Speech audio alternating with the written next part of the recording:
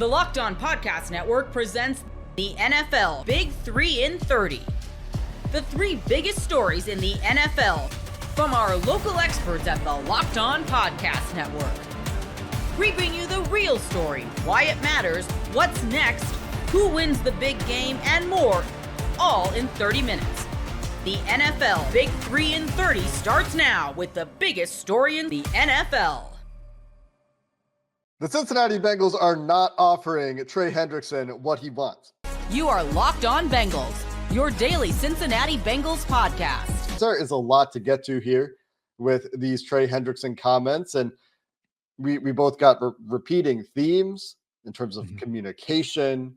We've got analogies from Trey Hendrickson on the Pat McAfee show. We got some details, I think, from Trey Hendrickson that we haven't heard him previously allude to in terms of some of the things that he wants, and perhaps a suggestion in him saying what he wants in terms of things that he's been offered that maybe he doesn't want.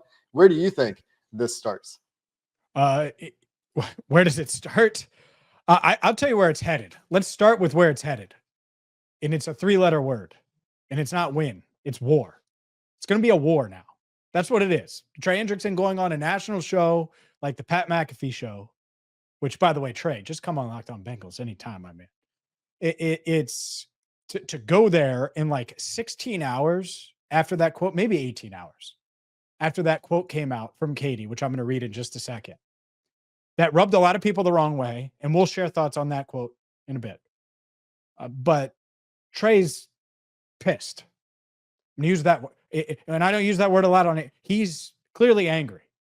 And angry, yeah, he's smiling on the McAfee show, but mad because when quotes like this roll out, he should be happy at certain rates that maybe he doesn't think he should be happy at. Some of it is on him to be happy at some point. And if he's not, that's what holds it up sometimes. It takes him to say yes to something, We have all the respect in the world for him. He's been a great player. We're happy to have him. And so maybe we'll find a way to get something to work. We're just going to see where it goes. And so that's the quote. And on the surface, that doesn't seem too crazy, at least to me. But when you have the communication issues, when I think the Bengals and Trey are universes apart in how they're looking at his value and what he wants versus what they're offering. And I think that's fair to say. I don't know the exact numbers. I'll go out on a limb, Jake, and say they're not offering him $33 million per. I'll go out on a limb and say they're not offering him a bunch of guaranteed money. And so that's not out on a limb. For those of you that's not clear to, that is not out on a limb at all. No, that's not a leap. Oh, not a leap. That's zero vertical. It's NFL combine season. Like if you're doing the vertical leap, that's zero. That's zero on broad jump. That relative athletic score is none, zero, void. It's look, this is going to be a battle, war, whatever you want to say. I'll use those 2 words and I'm going to continue to, and that's no disrespect to anyone that actually is doing real battles, real world wars. We're talking about football here, but in reality, we know how the Bengals are in these situations. And for Trey to go on there and do that 18 hours after seeing that quote or whatever it was. I mean, she talked yesterday at like 4 p.m. The article started to come out around 7 or 8 p.m. And by 1:15, 1:20 on Wednesday, the next day, Trey Hendrickson's on Pat McAfee's show saying he feels disrespected and we're going to dissect this thing. Like that's put your helmet on. This is going to be a battle. Yeah. And the interesting thing to me about, well, there's so many interesting things. I don't know why I started a sentence that way because there's really so much to get to here. But one of the things that stands out to me when you're talking about this battle, and it does seem like it's going to drag out. Hopefully it doesn't. This is something that we've talked about wanting to see this team avoid this year. Don't let this thing get into training camp again. Don't repeat the distractions from last year where your entire team is now watching one of the best players on the team in a contract dispute when they're trying to get ready for a football season, not participating in training camp. And Trey brings up the point. Trey was very sneaky about this. He's sneaking his negotiating points in there, right? Like Sam Hubbard's not there anymore. And now you want to have a defensive line room where you don't have Trey Hendrickson in training camp either? You have a bunch of young guys or guys on prove-it deals, 1-year deals for Cam Sample and Joseph Osai, and rookie deals. And that's your edge rusher room in training Dude. Without Trey Hendrickson. And it's a hell of a point, isn't it? I mean, he's bringing up some good points, and he made and we'll talk about some of these others because he has the good real estate analogy. He's talking about the other contracts that are going on, the quote that he was asked about directly, and his reaction to the quote, some words about respect and action versus words. You can doesn't take a PhD and reading between the lines to see that he's not happy. But in terms of this thing dragging out, Trey's also talking about the offseason program right around the corner, and he wants to participate. At least that's what he's saying, right? And this is, I'm sure, a negotiating ploy as well to some degree to try to light a fire and say, hey, I want to be there for the offseason program. I want to be there for OTAs. I want to be there when the rookies are getting their first impression. And think about what Zach Taylor had to say on Monday about the camaraderie that he wants to build, where there's no more locker room split in preseason because the locker room's done. So you don't have to put the rookies in one locker room and the veterans in the other, which was the case in training camp last year while they were finishing the locker room. And the linemen in another. Like it was 3 different locker rooms. Yeah. I mean, and so avoiding that and getting everybody into the same room and building and Trey Hendrickson's not there. One of the guys that's a leader on your defense. And yes, this isn't all the Bengals' fault for those of you out there that want to apologize for the Bengals in this. Trey Hendrickson's agent and his decision to agree to that extension is certainly a speed bump in their goal of achieving a long-term deal. But Trey's very clear on what he wants at this point. And that was one of the big takeaways from me is he's very, very clear in what he's been asking for. And he said for 3 years, I know that the 1-year extension was in the last 2 years, but what he's been asking for sounds like it's been pretty consistent, and it's just adjusting with the market as it goes. Yeah. And there are a couple things there. I think that there are going to be a lot of listeners and viewers that say, Trey, you're under contract. Trey, you're under contract. That's it. You signed the contract. You're under contract. You're going to play. And I think it was one of the most revealing things, because it's been speculated on, but one of the most revealing things that happened during that McAfee interview, and he got to it right away. March Madness is almost over, and FanDuel is giving you the chance to get in on the action like never before. Right now, new customers can get $200 in bonus bets when your first $5 bet wins. That's $200 extra bucks to use on everything from buzzer beaters to Cinderella stories and even who's cutting down at the nets. The FanDuel app is simple to use, and when I win, I get paid instantly. No waiting around. Check out some NBA games while you're at it. The Pistons have a tough Western Conference matchup with the Thunder. FanDuel has the Thunder favored by 15. Visit FanDuel.com and get in on all the hoops action. The Rams are interested in signing running back Kyren Williams to a contract extension. You are Locked On Rams, your daily Los Angeles Rams podcast. The Rams general manager, Les Snead, he made some comments about Kyren Williams. And he said, quote, that he wants to engineer a long-term partnership with Williams, who is entering the last year of his rookie deal. The Rams took him in the 5th round in 2022. And he dealt injuries early on in his career, had a breakout year last season, leading the NFL with a 95.3 yards per game. And I think when you look at Kyren Williams, this is clearly a guy that brings an edge. He brings consistency to this position. He's probably going to be looking for a deal around $14 million per year, something in that ballpark. He hasn't had a long stretch of year-by-year consistency, and he has dealt with injuries. Really, you're looking at basically one full season. I mean, when you look at the injuries that he had last year, stuff he's dealt with, you're looking at one full season. He's had 2,443 yards, 14 touchdowns. That's top 3 in running backs in that stretch. But yeah, it's going to be interesting to see if they're going to extend him and what kind of contract they're going to want to give him. Because I don't think you're going to ever see a Todd Gurley-like contract again. And you did draft Blake Corum, but I do think they want him around. I just think that they want it at a sensible, realistic price. Yeah, I think there's a lot in there, D-Mac. You know, you mentioned Todd Gurley a second ago, and they did pay Todd Gurley, but Todd Gurley deserved to be paid. Todd Gurley was an MVP-level football player in the NFL. Todd Gurley was maybe the best running back for a short period of time in the league. So you got to pay special prices. And I didn't have a huge problem with what they did with Gurley. I understand that it didn't work out ultimately in the long run, but that's okay. Kyren Williams isn't that, and this is where it gets tough, and this is where it gets pretty cold-blooded and calculated, and you need to be a little methodical in this. He doesn't play a lot. When he plays, he's really, really good, but he's had trouble staying on the field. And I think that has to be factored in to the consideration. You mentioned that they drafted Blake Corum. I don't know if Blake Corum is as good as Kyren Williams. We haven't seen him enough to offer that opinion, but he might be. If you have a running back that is elite, then I think you're going to have to pay elite prices. If you got a Saquon Barkley or Christian McCaffrey or Derrick Henry, then sure, you got to go out there and do this thing. I don't think he's one of those guys. I think that could you get somebody that maybe isn't quite as good if you moved on? Yeah, maybe. But is it 80% of the production at 20% of the price? Then I think that's a win for you. I think that's the math that you have to figure out with what you're doing there. In a perfect world, you'd love to keep him because he's really good. But I think the decision that the Rams have to make is, do you keep him at a high price or at a premium price? If there's a price that the Rams are comfortable with, then great, keep him. He's a good football player. He's a smart football player. Let's hold on to the ball a little bit more, maybe moving forward.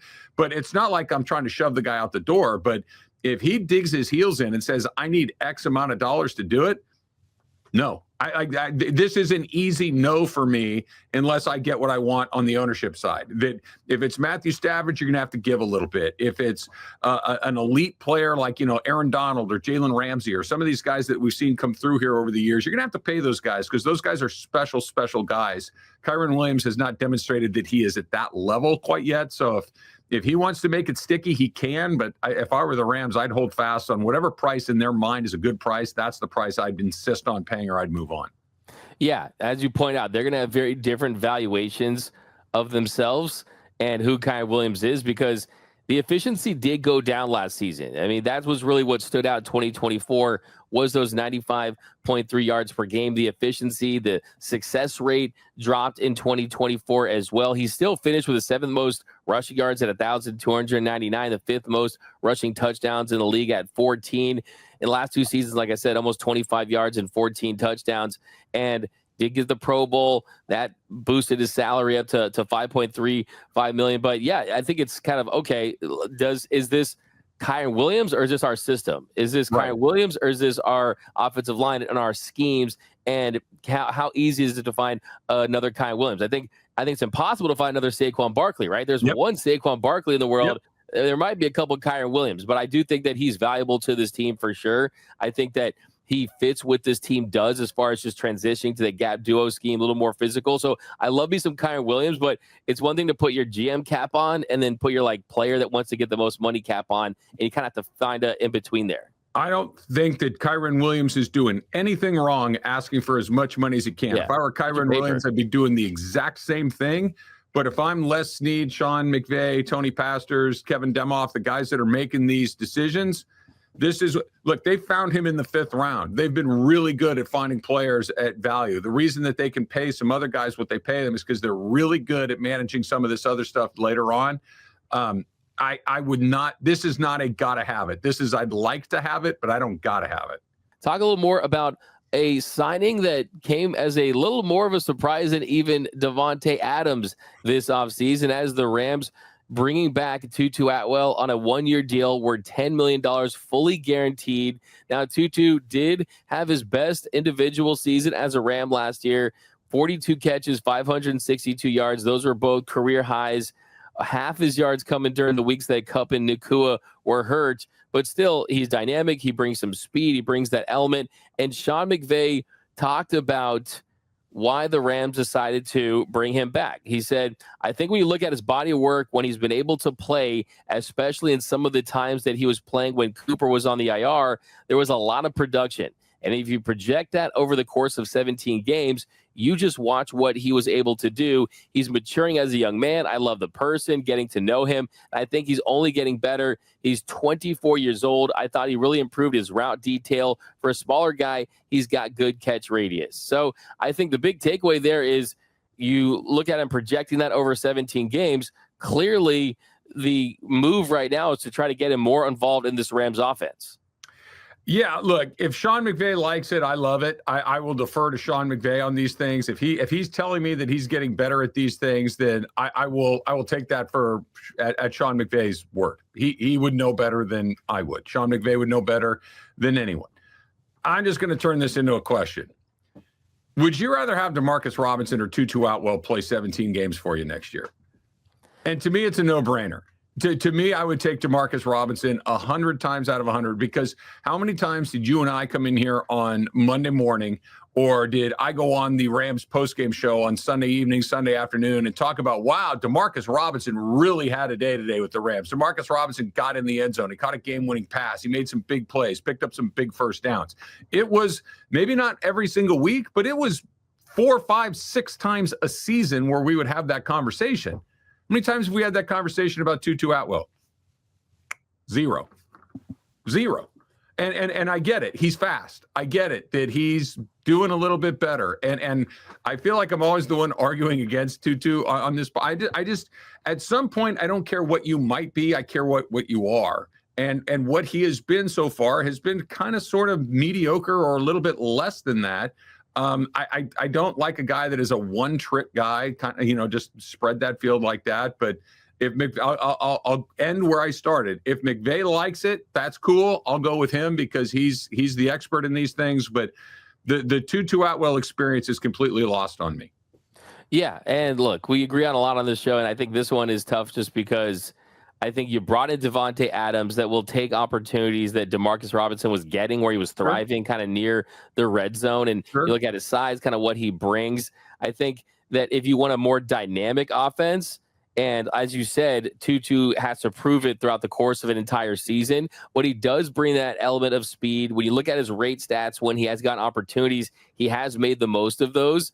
So I do think that if Sean McVay, like you said, wants it back in this offense, I think that he wants it back for a specific reason. And that specific reason is bringing different elements. Like we talk about baseball, you can't have all your bullpen pieces throwing 100 miles per hour, right? You need some guys that can throw splitters, changeups, sliders, give you different looks. So I think the fact that he can give you a different look definitely helps. I mean, I wouldn't be against the Rams going out there and drafting a receiver like Isaiah Bond out of Texas, right? No, me neither. Another receiver, Jordan Whittington, possibly getting another opportunity. So I do like the depth of this receiver room. And you have to mention, look, Puka Nacua has been extremely injury prone throughout his entire career, dating all the way back to college. By the way, just real quick here, what did you make of Puka Nacua saying he wants to retire at 30?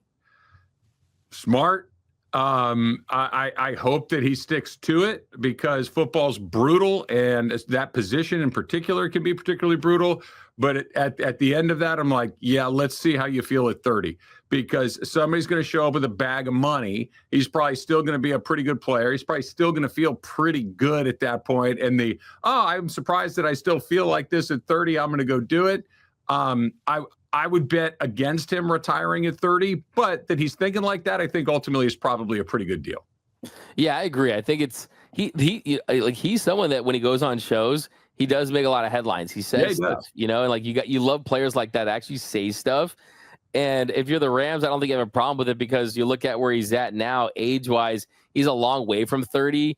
And the Rams, they just kind of made it clear what they do with receivers after 30 when they don't think they're productive. So if he's not productive, it's like, okay, go to Seattle, right? I mean, you play your college ball in Washington a little bit, that'll be your retirement home. So the Rams will be fine to move past you. I do think that it also kind of shows you that sense of urgency to have a great career while you're good. I mean, some players are like the Vince Carters of the world that will stay on the bench, right, and just collect checks till the end. Then you got the Kobe's of the world, right? They're like right when they're done, they kind of know it. I think that Puka Nacua is one of those guys. I definitely like that. For me, you'd have to get me out the field in a body bag, playing till like in my 40s, right? But yeah, I mean, let me ask you this. I like it. He wants to have 5 kids, man. Yeah, well, I get that, and I get the idea of wanting to start a family and be there for your, and I admire that.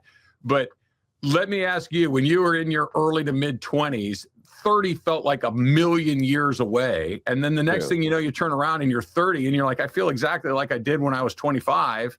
And it's like, okay, I got lots of time left. And then the next day you're 40. And then 5 minutes after that, you're 50. It goes by fast, and you still kind of feel sort of the same. So, yeah, that's a good point. Like, I mean, honestly, it's like non-related to football, like at all. Like, it really does feel like, man, you're an unk. But then you're like, dude, I don't feel that different, you know, for like 10 years ago, whatever it may be. So he's probably going to feel the same as long as he conditions and he keeps his body right, which we know he is. Yeah. I mean, just look at how much leaner he was heading into this season. Right. And I you know, I always remember this. I don't know if this is biblical or whatever it is, but it's always kind of put it like, man plans, God laughs. You can make all the plans you want, and you probably should. Like, you need to be prepared for all these things, but who knows what's waiting for any of us 5 minutes from now, much less many, many years from now. Yeah, exactly. For sure. I think that's the case for him. And I think for Puka Nacua, he's going to probably be the guy that still remains, right? Like, Matthew Stafford will be gone at some point. Matthew Stafford will move on. And then who will it be? It'll be Puka Nacua's organization. He will be the face of this franchise, depending on the kind of quarterback that you get. So I think he's so popular with the fans. He's so popular with his teammates. He kind of embodies what Rams culture is in 2025. So, yeah, I mean, he's going to be the guy for a good stretch. He will be, and I'm uncomfortable with that because he's tough, because he's good, because he's competitive, because he wants to win, all of the great things. The only thing that I might change a little bit from what you said, D-Mac, is I don't know if anybody is the face other than Sean McVay moving forward. That as long as he's here, as long as he's the one that's putting the game plans together and he's the one that's collaborating to pick the players and free agency and just getting the pieces that he needs, I think the Rams are always going to have a guy that's the guy, you know, like you mentioned. There was Gurley, there was Donald, there was Goff, there was Stafford, there's Kupp, there's all these Andrew Whitworth. Like, there are these great guys that are terrific players.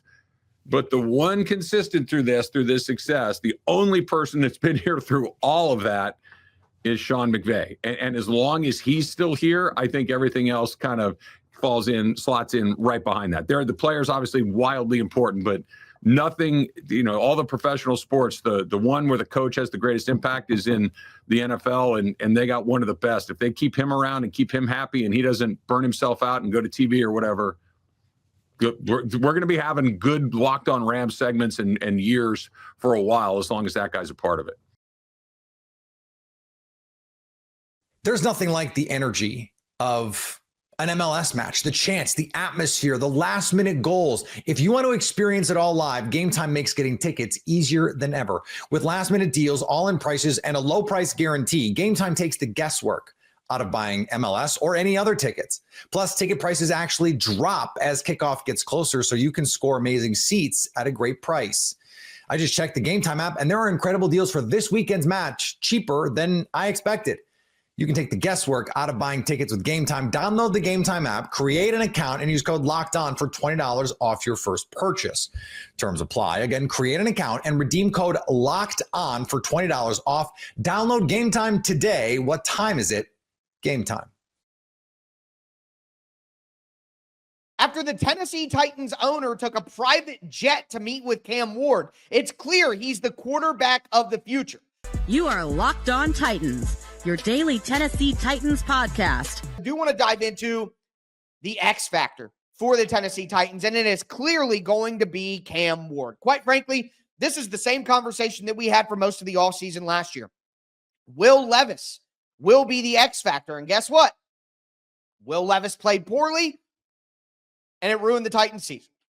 So, indeed, Will Levis was the X factor. And now Cam Ward is going to be the X factor. If Cam Ward comes out and has a poor rookie season, the Titans are probably not going to be a very good team. Brian Callahan's probably going to get fired. If Cam Ward comes out and has a pretty good season for a rookie, then the Tennessee Titans will likely be a pretty decent team. I'm thinking if Cam Ward does not have a good year, the Titans win about 3 to 5 games. If Cam Ward does have a good year, Titans will probably win 6 to 8 games. I would imagine. I think that's absolutely possible with a good performance from Cam Ward. So his performance at quarterback and how the Titans support him is going to be the X factor for the entire season. We are back in the same exact boat that we were in last year, where what happens with Cam Ward this year is all that matters. And I know some of you are saying right now, Tyler, you keep saying Cam Ward, talking about Cam Ward. You don't know that he's going to be the pick yet. They could still stop.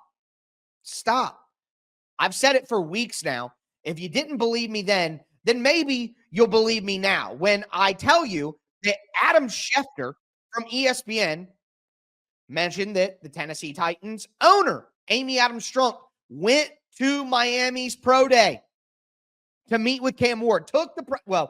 Easton Freeze from A to Z Sports also reported that Amy Adams Strunk took the visit there, met with Cam Ward, the private jet, all of that.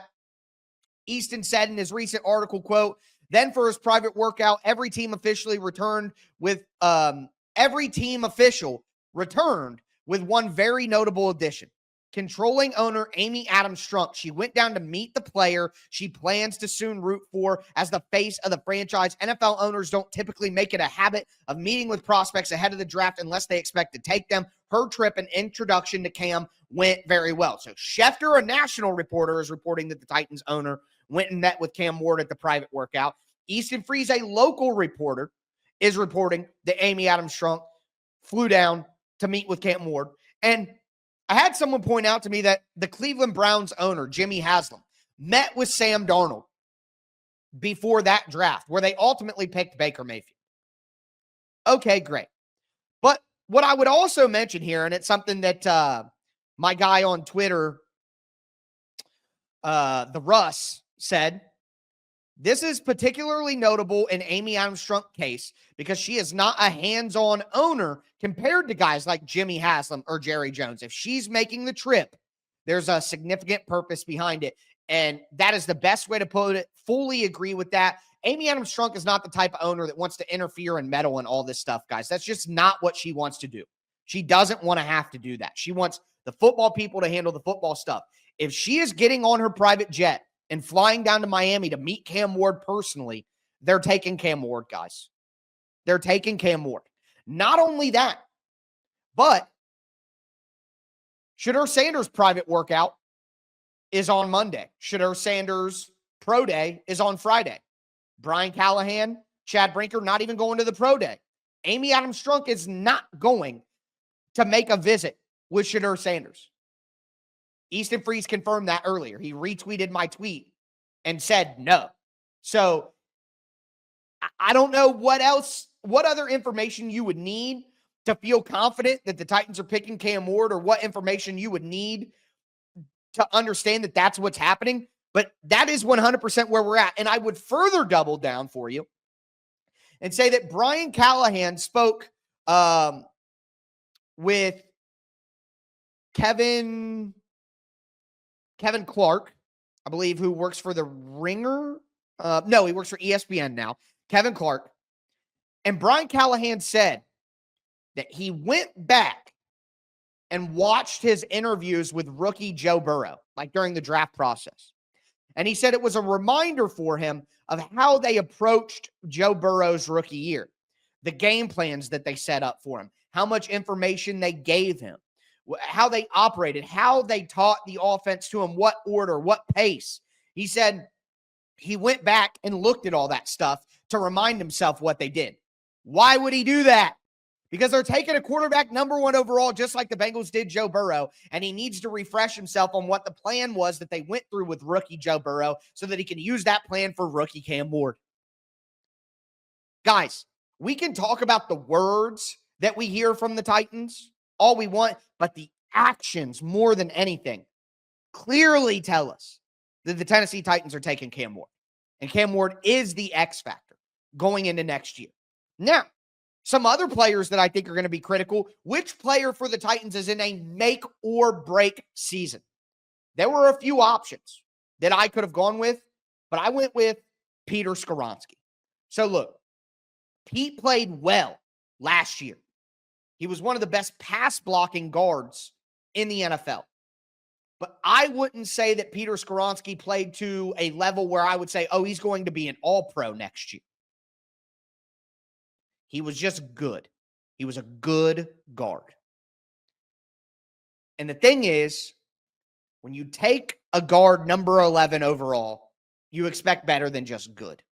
Like right now, I don't think the Titans would re-sign Peter Skoronski after his rookie deal based on what he's done so far. I think you could get the level of play that you're getting from Peter Skoronski with a mid-round rookie, or you could sign a veteran who's a solid player. Like, Kevin Zeitler was a better player last year than Peter Skoronski. So rather than pay Peter Skoronski $15 million a year like Will Fries just got, or Freeze, whatever his name is, rather than pay that sort of level of money to a guard, which is what Peter Skoronski would likely want to command, you'd be better off getting another Kevin Zeitler. You know what I mean? So to me, it's not make or break for, is Peter Skoronski going to be a starter in the NFL? Is Peter Skoronski a good player? It's make or break of, is Peter Skoronski going to be worth the first-round pick the Titans spent on? Right now, I don't think you can say definitively that's a yes. He was worth it. So to me, this third season, the Titans are going to have a better offensive line around him. He's going to be in his third year. He's had the opportunity to build strength. He's had the opportunity to get accustomed to playing guard. This is a make or break year for whether Peter Skoronski is going to be a difference-making offensive lineman or not. Right now, he is not. He's good, but he's not first round, 11th pick, top 5 guard in the NFL like we were hoping. So to me, this is a make or break season for Peter Skoronski, and whether he's just going to be a good starting player or whether he's going to be a blue chip guard in the NFL. It's time to show it right now. And the Titans are going to have to make a decision on his 5th-year option soon. So it's time to step up. It's time to make it happen.